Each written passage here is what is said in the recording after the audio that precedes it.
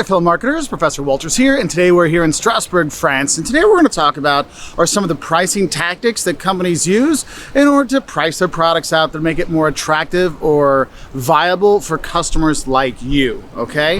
And the first thing I want to talk about is probably something that you signed if you're a student, and that's leasing pricing. Because let's think about it. How many of you can buy a car just like that, or buy an apartment just like that? I mean, I don't quite have, a few €100,000 or dollars in my pocket to buy a house or buy an apartment. So I lease it, okay? And what a lease does, it gives kind of temporary ownership to the buyer so they can use that product or service as long as the lease is there. Like you might lease, you might technically have a lease agreement for software on your computer. It's only for a year because I can't afford the whole purchase, but I can use it for a short period of time. And so you do that. And how this really helps, it really helps eliminate the worries of, can I trade in the product? Will I get value for the product? For example, when people lease cars, one of the reasons they do that is, look, if I buy the car and I sell it back in a couple of years, I'm going to lose a ton of cash. So why not just pay the lease and walk away? And that's one of the benefits of it. You don't have as much kind of responsibility with a lease as you do with ownership, especially if you're looking at housing.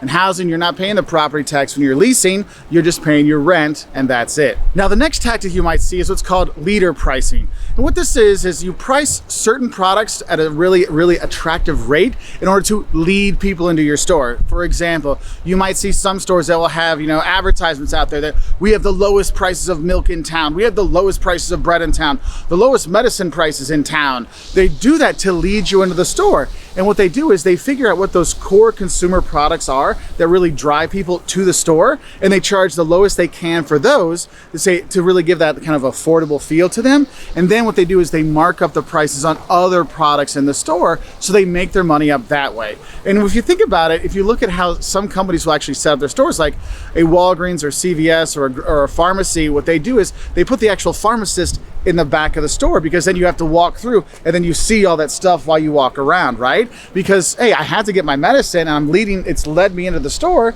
but now I'm picking things up along the way, and that's where they make their profits. But they use that really important product to lead people into the store, so they price that one very aggressively. Now, another tactic you might see is what's called price lining. And what this is you'll notice that some companies have different product lines, right? So like there's Lexus, the Toyota Corporation has Lexus cars, which are the high price cars, and then they have their Toyota cars, which are a lower price car.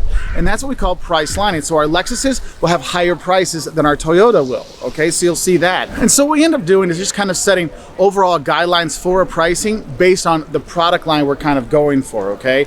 That's why you'll see it. Now, where you might see this price lining also, you can see it in toys. For example, you like your Star Wars toys or your Marvel superhero toys, you'll notice they have the cheap line of toys, right, that are like in the $6 to $9 range, and then there's the next lineup, which is the $19 range, and then they have the Legends series or the Black series or something like that that are like $30 or $40 each. Each one of those lines have different pricings, okay? So you do see that. So the next tactic you might see is what we call seasonal discounts. And I'm actually using a seasonal discount to come here to France in October when I filmed this, because, hey, it was only $500 to come to France in October versus $1,000 in July during the peak tourist season. And so what happens with seasonal discounts is companies will give lower prices to move product, move services in their down periods of time.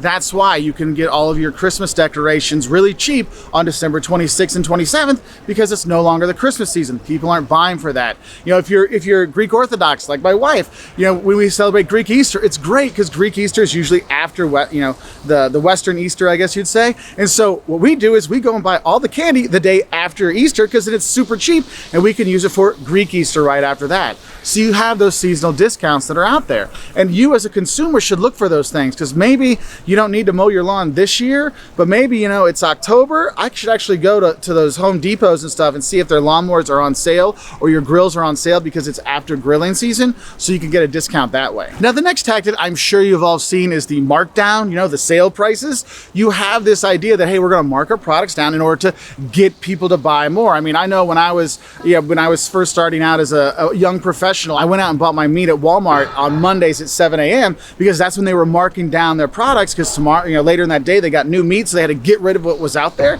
Hey, it inspired me to buy. I mean, how many of you have walked by something like, well, it's 50% off, I can't not buy it? those markdowns really inspire people to buy. And it's really important to have those markdowns if you're gonna have that high, low pricing kind of thing, because otherwise people don't realize they're getting a deal, so they don't get inspired to buy, okay? Now, another thing you'll see, and you might do this with your grandma sometimes, is couponing.